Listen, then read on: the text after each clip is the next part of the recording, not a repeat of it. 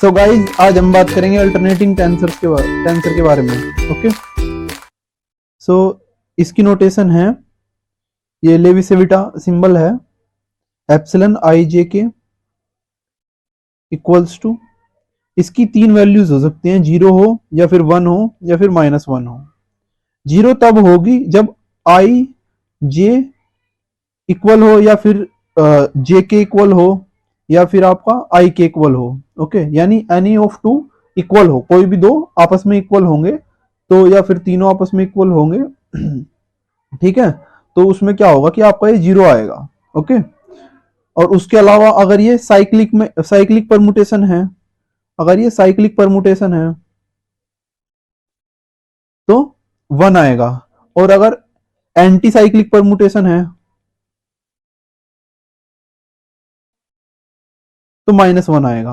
अब ये cyclic permutation और एंटी साइक्लिक परमुटेशन क्या है, जैसे आपका साइक्लिक परमुटेशन जैसे 1 2 3 है। ओके, ये आपका साइक्लिक परमुटेशन है। अब इसमें आपका 2 के बाद अगर 2 3 1 आए तो भी साइक्लिक परमुटेशन होगा, है ना। 2 3 1 भी क्या होगा, 2 3 1 भी साइक्लिक होगा, 3 1 2 भी साइक्लिक होगा, 1 2 3 भी साइक्लिक है, 2 3 1 भी 2 3 1 भी साइक्लिक है। देखो ये इसी साइकिल में चल रहे हैं ना। और उसके बाद 3 1 2 भी साइक्लिक है। अब आपके एंटी साइक्लिक कौन से हुए, अगर हम इसकी डायरेक्शन के अपोजिट जाएं, इसकी ये डायरेक्शन है ना, इसके अगर हम अपोजिट जाएंगे, उल्टे जाएं, तो वो एंटी साइक्लिक हो जाएंगे। जैसे 1 3 2 जाऊं मैं, 1 3 2, तो ये एंटी साइक्लिक हो गया। दूसरा आपका, अगर मैं 3 2 1 जाऊं तो वो भी एंटी साइक्लिक हो गया आपका, है ना। 2 1 3 जाऊं, 2 1 3 जाऊं तो वो भी आपका एंटी साइक्लिक हो गया। तो ये सब आपके एंटी साइक्लिक है, तो इन सब पे वैल्यू होगी -1, और ये आप सब आपके साइक्लिक है तो इन पे होगी वैल्यू 1। ओके, और उसके अलावा आपके जितने भी पेयर्स है सब पे 0 होगी वैल्यू। ओके, तो ये आपका अल्टरनेटिंग टेंसर है। अभी मेनली आपका अगर एग्जाम पॉइंट ऑफ व्यू से देखें तो इसके बारे में इतना जानना काफी है ना। उसके अलावा तो इसकी वैल्यूज आपने देख ली कि इन सब पेयर्स के लिए इसकी वैल्यू क्या होगी, 1 होगी, और इन सब पेयर्स के लिए इसकी वैल्यू -1 होगी, क्योंकि ये सब एंटी साइक्लिक पेयर है और ये सब साइक्लिक पेयर है। ओके, सो अगर हम ये भी क्या है आपका, ये भी आपका टेंसर है, तो इसे भी आपका प्राइम कोऑर्डिनेट्स में कन्वर्ट किया जा सकता है ना। तो इसे अगर हम, क्योंकि ये आपका, इसे भी हम आपका प्राइम कोऑर्डिनेट्स में कन्वर्ट कर सकते हैं, तो क्योंकि इसमें 3 इंडिसेस है, ये आपका रैंक 3 का टेंसर है, तो रैंक 3 के टेंसर को अगर हम प्राइम में कन्वर्ट करेंगे तो क्या लिखेंगे हम, epsilon P Q R prime में एप्सिलन आई जे के, तो यहाँ पे लिखेंगे A P I, okay, P I A Q J A R के ओके। तो ये इसकी कोऑर्डिनेट ट्रांसफॉर्मेशन हो गई, मतलब कोसाइंस की फॉर्म में इसे ट्रांसफॉर्म की इक्वेशन हो गई, जिससे हम टेंसर को from unprime to prime coordinate transform करते हैं। हर एक टेंसर को इस इक्वेशन को फॉलो जरूर करना चाहिए, है ना। रैंक के अकॉर्डिंग डिफरेंट डिफरेंट कोसाइंस आ जाएंगे, लेकिन उसकी ट्रांसफॉर्मेशन ट्रांसफॉर्मेशन टेंसर्स लो के अकॉर्डिंग जरूर होगी। अगर वो टेंसर ट्रांसफॉर्मेशन लो फॉलो कर रहा है तभी वो टेंसर हुआ, नहीं तो टेंसर ही नहीं होगा वो। ओके, तो क्योंकि ये आपका टेंसर है, इट मींस ये ट्रांसफॉर्मेशन फॉलो करेगा। अब अगर हम इसे ये समझो कि हम आई और जे और क्यू की के की वैल्यूज पुट करके, आई जे के की वैल्यूज पुट करके, आई जे के की वैल्यूज क्या है, आई जे के की वैल्यू 1 2 3 है, तो अगर ये वैल्यूज हम पुट करके इसे एक्सपेंड करें तो क्या क्या वैल्यूज हो सकती है, जितने भी पेयर्स हो सकते हैं सब लिख ले रहे हैं हम। आई जे के 1 2 3 हो सकता है, 2 3 1 हो सकता है, तो जितने साइक्लिक पेयर है उन सब के लिए 1 हो जाएगी वैल्यू एप्सिलन आई जे के की, और जितने एंटी साइक्लिक पेयर है उनके लिए -1 हो जाएगी वैल्यूज। ओके, तो ठीक है, मैं लिखता हूं A P Q R epsilon. तो ये आपका क्या हो गया, अगर मैं पहले साइक्लिक पेयर्स लिखूं तो साइक्लिक पेयर हो गया आई जे के की 1 2 3 वैल्यू, तो मैं आई जे के की प्लेस पे 1 2 3 लिख दे रहा हूं, आर 3, और एप्सिलन 1 2 3 मतलब 1, एप्सिलन 1 2 3 क्या हो गया, 1 हो गया, तो यही आ गया आपका। प्लस उसके बाद दूसरा साइक्लिक पेयर आपका, दूसरा साइक्लिक पेयर क्या, 2 3 1 हो गया, तो पी 2 3 1, ओके, तीसरा साइक्लिक पेयर आपका 3 1 2 3 1 2। ओके, अब एंटी साइक्लिक पेयर लिख लू मैं, A P. Anti cyclic pair में क्या है, 3 2 1 एंटी साइक्लिक पेयर हो गया आपका, 3 2 1। एंटी साइक्लिक पेयर में माइनस में क्यों लिख रहा हूं, क्योंकि एप्सिलन की वैल्यू एंटी साइक्लिक पेयर में जब मैं निकालूंगा इसकी वैल्यू तो ये क्या आएगी, -1 आएगी, तो इसलिए -1 आ गया। और यहाँ पे पी 3 2 1 हो गया, एक एंटी साइक्लिक पेयर, 2 1 3 हो जाएगा, 2 1 3 और 1 3 2 हो गया। ओके, तो एप्सिलन को कोऑर्डिनेट ट्रांसफॉर्मेशन करके ये लिख लिया। तो अब इसे अगर हम देखें तो ये आपका एक्चुअल में क्या है, ये डिटर्मिनेंट है ना। तो इसे डिटर्मिनेंट की फॉर्म में भी लिख सकते हैं हम। तो इसे क्या लिख सकते हैं हम डिटर्मिनेंट की फॉर्म में, AP1 AP2 AP3 AQ1 AQ2 AQ3 और AR1 AR2 AR3। और इसे आप इस फॉर्म में भी लिख सकते हो या फिर इस फॉर्म में भी लिख सकते हो, कोई प्रॉब्लम नहीं है। अगर आप इस फॉर्म में लिख रहे हो AP1 AQ1 AR1 AP2 AQ2 AR2 AP3 AQ3 AR3, तो भी ये आपका एप्सिलन ही बनेगा। ओके, तो ये आपका एप्सिलन ही है PQR। ओके, तो यानी कि हम एप्सिलन को इस फॉर्म में भी रिप्रेजेंट कर सकते हैं। ओके, तो हमें एप्सिलन की एक और फॉर्म मिल गई इसे रिप्रेजेंट करने की।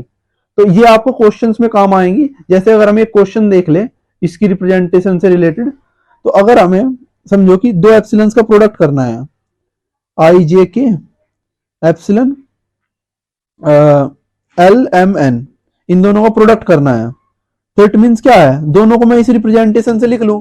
अगर मैं दोनों को इस रिप्रेजेंटेशन से लिख लूं तो मुझे क्या मिलेगा, आई विल गेट दोनों की सेम रिप्रेजेंटेशन इस तरह से। तो इसका IJK की रिप्रेजेंटेशन में क्या लिखूंगा, A I1 A I2 A I3 A J1 A J2 A J3 A K1 A K2 A K3। Okay, इसी तरह से एप्सिलन LMN को भी लिख सकता हूं, है ना। अब मैं दोनों रिप्रेजेंटेशंस में लिख सकता हूं, इसमें भी लिख सकता हूं, इसमें भी लिख सकता हूं। लेकिन जब मैं प्रोडक्ट कर रहा हूं तो एक टाइम पे एक रिप्रेजेंटेशन और दूसरी जो है ये वाली रिप्रेजेंटेशन इसका ट्रांसपोज है ना, इसका ट्रांसपोज है ना ये वाली रिप्रेजेंटेशन। तो जब मैं एक प्रोडक्ट करना है तो इसलिए दूसरी वाली रिप्रेजेंटेशन लिखूंगा, यानी कि ट्रांसपोज वाली रिप्रेजेंटेशन लिखूंगा दूसरे एप्सिलन के लिए। ओके, तो इसमें मैं लिखूंगा L1। Okay, AL1। अब यहां पे AM1 AN1। ओके, 1 वाले सब लिख लिए, है ना।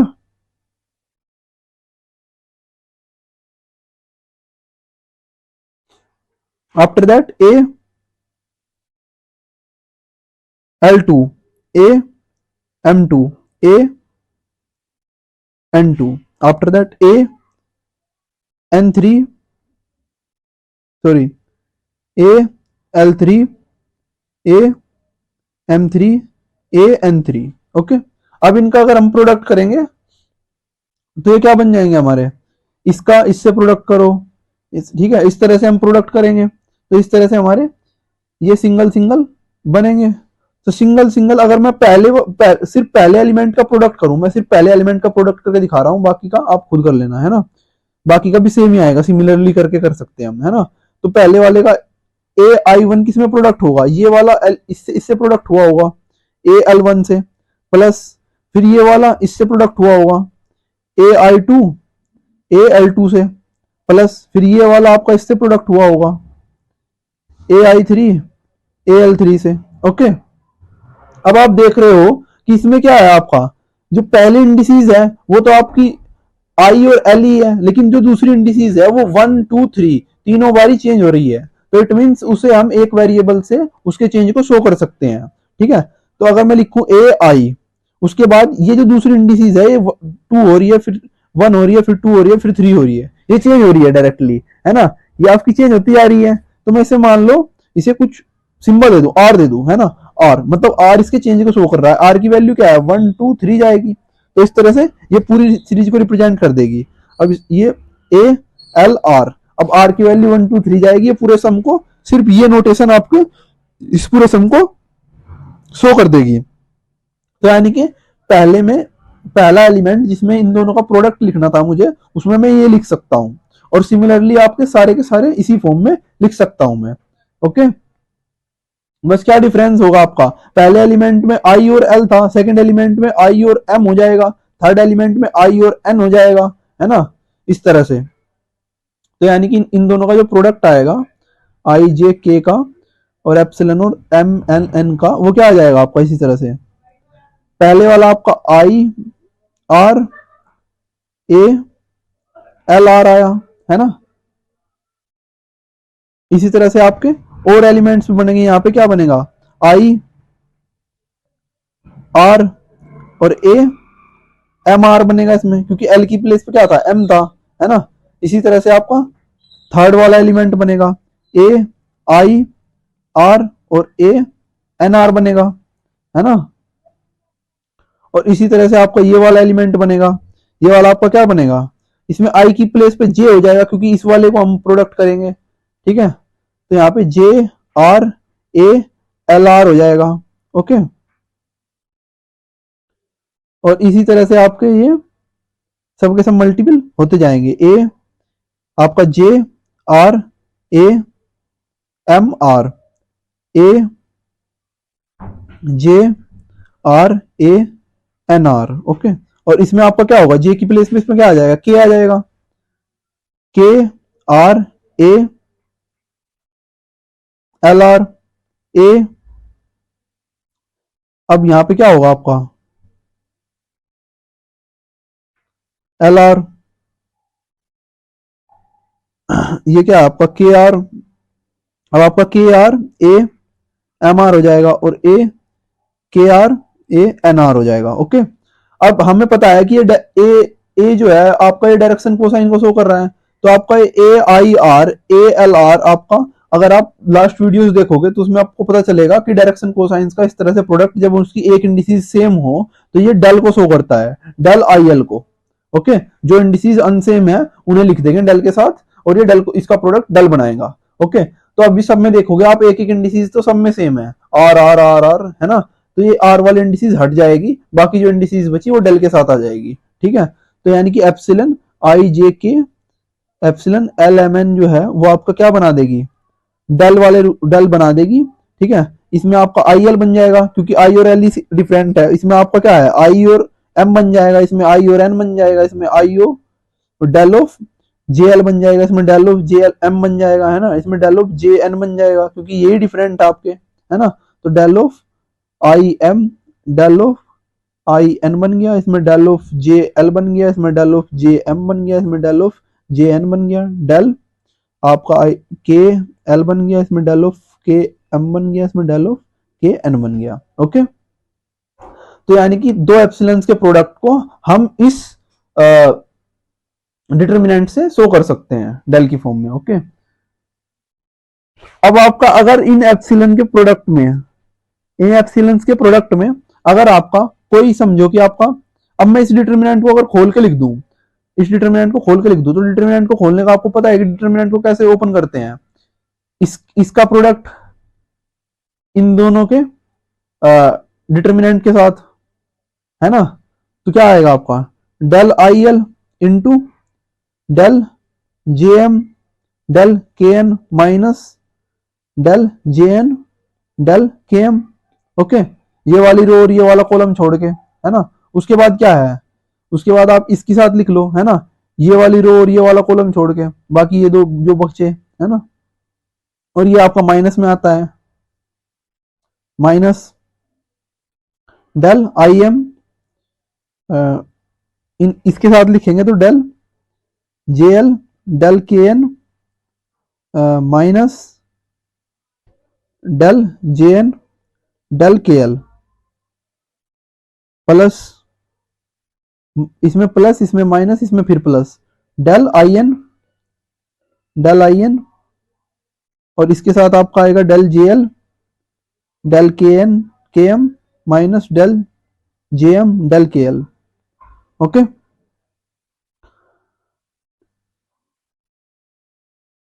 अब आपका मान लो कि आपका हम इसमें कोई दो इंडिसेस सेम कर दे रहे हैं, कोई दो इंडिसेस सेम कर दे रहे हैं। मान लो लास्ट इंडिसेस आपकी सेम है, अगर लास्ट इंडिसेस सेम हो, अगर लास्ट इंडिसेस सेम नहीं है तो इसे इसकी फॉर्म में लिखा जाएगा। अगर मान लो लास्ट इंडिसेस सेम है, ये n जो है आपको k के इक्वल है, ठीक है, तो जहां जहां n है वहां वहां k कर दो, है ना। अब जहां जहां n है वहां वहां k करने से क्या होगा, ये k हो जाएगा, ठीक है। ओके, ये JK हो जाएगा और ये आपका KK हो जाएगा और ये आपका n की प्लेस पे ये JK हो जाएगा और यहाँ पे भी आपका n की प्लेस पे यहाँ पे k हो जाएगा। ओके, तो जब आपका सेम आ जाएगा, डेल KK आ जाएगा, तो डेल KK क्या शो कर रहा है आपका, k की वैल्यू अगर हम वेरी करेंगे तो 1 1 plus del 2 2 plus del 3 3, k की वैल्यू 1 2 3 चलेगी ना और हर बारी सेम वैल्यू होगी, तो इट मींस ये इस वैल्यू को शो करेगा, है ना। अब डेल 1 1 आपको क्या देगा, 1 देगा, डेल 1 2 2 आपको क्या देगा, ये भी 1 देगा और डेल 3 3 क्या देगा, ये भी 1 देगा, तो इनका सम क्या आएगा, 3 आएगा। तो यानी कि डेल KK की वैल्यू क्या होगी, 3 होगी। तो यानी कि यहाँ पे हम क्या लिखेंगे, यहाँ पे आपका यहाँ पे भी ये रिपीट होके KK आ जाएगा, यहाँ पे आपका 3, यहाँ पे भी आपका 3 लिखेंगे, है ना, क्योंकि यहाँ पे डेल KK हो जाएगा। यहाँ पे भी आपका 3 लिखेंगे क्योंकि यहाँ पे भी आपका डेल KK हो जाएगा। ओके, तो इस वैल्यू को लिख लेते हैं आगे, डेल IL, ठीक है, डेल KK की प्लेस पे 3 हो गया। Okay, del JM minus del JM। Okay, ये मैंने डेल JM के अकॉर्डिंग लिखा। यहाँ पे क्या होना था आपका, यहाँ पे क्या हो जाता आपका, अगर n को k बना दूं, मैं n को यहाँ पे k बना दूं, तो यहाँ पे क्या हो जाएगा आपका, ये डेल JK डेल KM हो जाएगा। अब k सेम है आपका तो ये JM हो जाएगा। डेल की एक प्रॉपर्टी है कि आपका डेल JK डेल KM हो तो उसे हम डेल ऑफ JM लिख सकते हैं। ओके, अगर दो इंडिसेस सेम हो ये, तो वो दो इंडिसेस हट जाएगी, लास्ट की दो इंडिसेस बचेगी, है ना। ये डेल की प्रॉपर्टी में आपको लास्ट वीडियोस में बताया था। ओके, तो डेल इस तरह से आपका हट जाएगा वैल्यू। ओके, सो यहाँ पे इसलिए केवल डेल JM बचा। उसके बाद इसमें आपका, इसमें अगर हम लिखें तो यहाँ पे तो डेल KK हो गया होगा, तो यहाँ पे तो 3 आ जाएगा और यहाँ पे अगर JK करेंगे तो ये दोनों सेम हो जाएंगे, तो डेल JL आ जाएगा खाली, तो माइनस डेल IM इनसाइड आपका क्या आ जाएगा, 3 del JL minus del JL। Okay, plus del IK, okay, और del JL del KM minus del JM del KL। Okay, बस मैंने k की वैल्यू रखी है इसमें, यहाँ पे k रख दिया, यहाँ पे भी k, जहां पे आपका n है वहां पे मैंने k पुट कर दिया। ओके, और दो वैल्यूज चेंज की है, एक तो डेल KK की, जहां पे डेल KK था वहां पे 3 आ गया। ओके, और जहां पे डेल कोई दो प्रोडक्ट हो रहे थे और इस तरह से k की वैल्यू थी, तो वहां पे उसे क्या बना दिया, डेल JL बना दिया। ओके, क्योंकि ये दो इंडिसेस सेम होगी तो ये इस तरह से ये चेंज हो जाएगा। ओके, अब यहाँ पे क्या है, ये 3 डेल JM को JM माइनस करेंगे तो 2 डेल JM हो जाएगा, ये भी यहाँ पे 2 ट्वाइस हो जाएगा, है ना। तो यहाँ पे बचा आपको क्या, twice of del IL del JM minus twice of del JL del IM। Okay, ये JM है, डेल JM।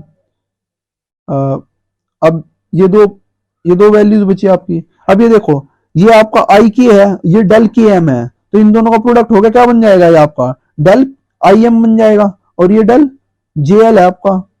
ओके, अब माइनस, उसके बाद ये देखो, ये डेल आई के है, ये डेल के एल है, इन दोनों का प्रोडक्ट होगा तो डेल आई एल आ जाएगा और ये डेल जे एम आ जाएगा।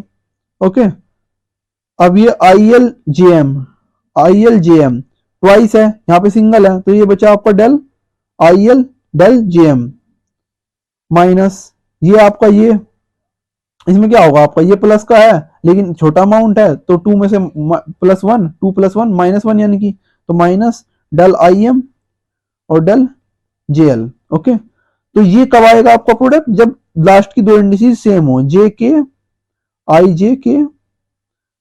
जे के और एप्सिलन एल एम के हो। ओके, तो अगर ऐसा होगा, अगर आपकी एप्सिलन में लास्ट की दो इंडिसेस सेम होगी तो वो इस तरह से रिप्रेजेंट की जा सकती है। ओके,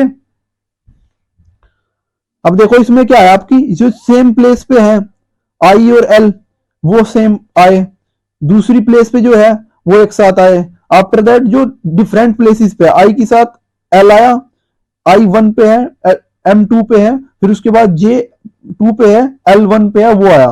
ओके, तो पहले सेम प्लेसेस वाले, उसके बाद डिफरेंट प्लेसेस वाले माइनस करके। ओके, आफ्टर दैट अगर अभी तो आपके एक इंडेक्स सेम किया, इंडिसेस सेम की, अगर हम दो इंडिसेस सेम कर दे, आई ये समझो कि आपका जे भी हमने सेम कर दिया, अगर मैं कह रहा हूं आपका जे भी सेम है।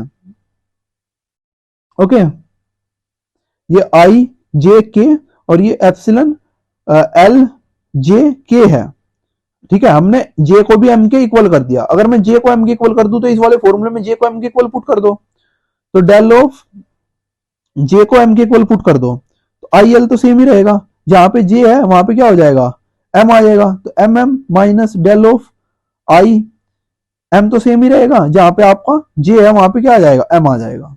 ठीक है, तो मैंने बस इस वाले फॉर्मूले में जे को एम के इक्वल पुट किया है ये निकालने के लिए, क्योंकि इसमें जे एम के इक्वल है।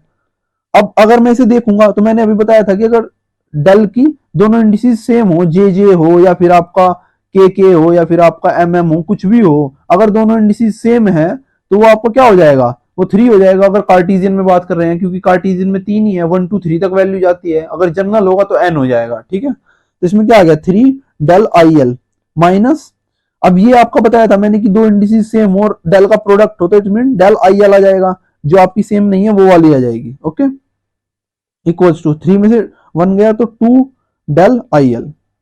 ओके, तो ये तब आ जाएगा आपका जब दो इंडिसेस सेम हो, तो दो इंडिसेस सेम होगी तो आई J K epsilon of L J के आपका आ जाएगा टू डेल आई एल।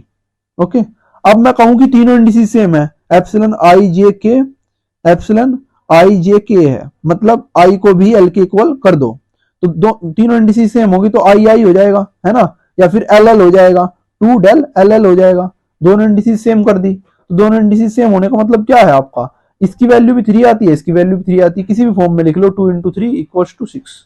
ठीक है, ये थ्री कैसे आती है वो बताया था ना मैंने ऊपर वीडियो में, del one one plus del two two plus del three three. ठीक है, ये सब करोगे तो one plus one equals two three, है ना।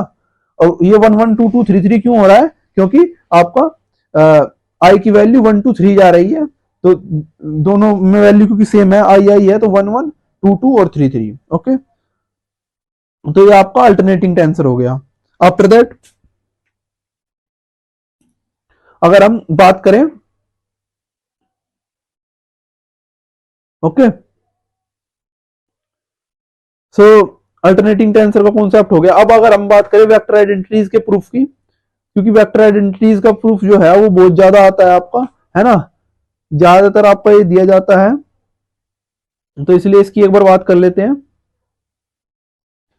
तो वेक्टर आइडेंटिटीज के प्रूफ के लिए अल्टरनेटिंग टेंसर और क्रोनेकर डेल्टा जरूरी है, इसलिए पहले वो पढ़ लो, उसके बाद आप वेक्टर आइडेंटिटीज का प्रूफ कर सकते हो।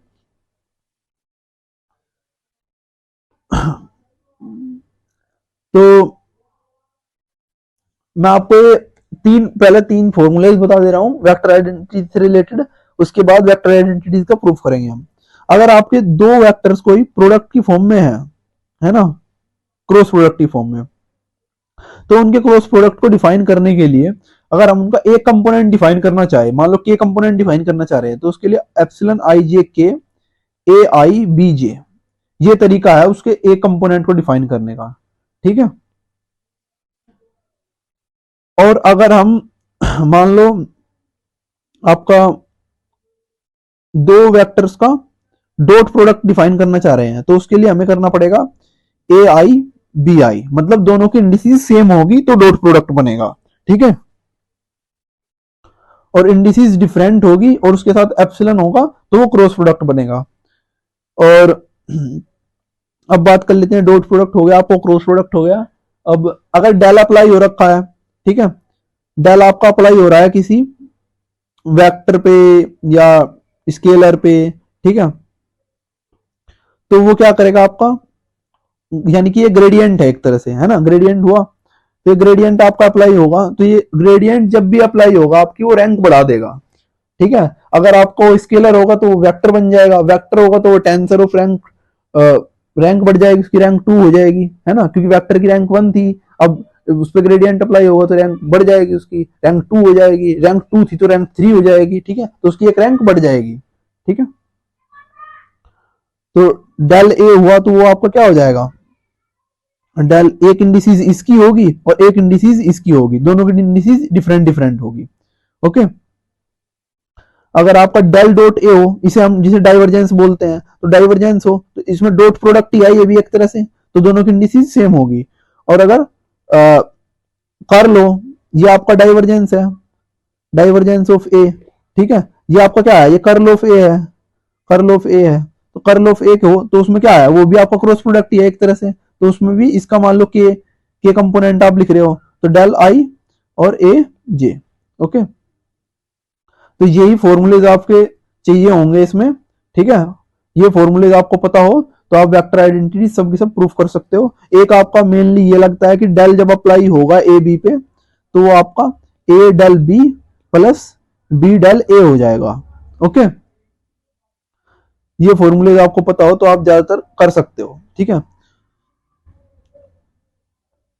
ओके। उसके अलावा अगर आपका डेल की वैल्यू कोई कोई सेम आ जाए, जैसे 1 1 होगा तो वो 1 देगा वैल्यू, या फिर 2 2 होगा तो भी वो 1 देगा, तो यानी कि अगर आपकी इंडिसेस सेम आ गई तो वो वैल्यू 1 देगा, ओके। और इसके अलावा आपका एक ये चीज काम में आएगी कि आपका अगर ए बी सी और epsilon of S T C, मतलब दो एप्सिलॉन्स का प्रोडक्ट कर रहे हैं और उसमें आपका एक इंडिसेस सेम है, तो हम उसे क्या कर सकते हैं, उसे इस फॉर्म में लिख सकते हैं कि डेल ऑफ जो सेम प्लेस वाले हैं A S, del of B T, यानी कि जो सेम प्लेस वाले हैं, बी भी ट्वाइस टू सेकंड प्लेस पे और टी भी सेकंड प्लेस पे है, minus del of A T, अब डिफरेंट प्लेस वाले लिख लो, और del of B S, okay. और सी नहीं लिखना क्योंकि सी आपका क्या है, सी दोनों में जो सेम हो गया वो हट जाएगा, जो सेम हो गया उसमें तो आंसर आना ही नहीं है एप्सिलॉन का जब भी प्रोडक्ट होगा। अब देखो इसमें क्या है आपका, इसमें आपका तीनों सेम हो गए तो तीनों में आंसर नहीं आया, 6 आ गया, ठीक है। इसमें आपका क्या है, इसमें दो सेम हो गए जेके, तो जेके में आंसर नहीं आया, आईएल में आंसर आया है, ठीक है। और जिसमें आपके तीनों डिफरेंट है उसमें ही तीनों में आंसर आएगा, जितने सेम होते जाएंगे वो सब रिड्यूस होते जाएंगे, ठीक है। तो ये सब फॉर्मूले आपके चाहिए हमें वेक्टर आइडेंटिटीज के प्रूफ के लिए। अब चलिए क्वेश्चन पे आते हैं, क्वेश्चन से ही समझ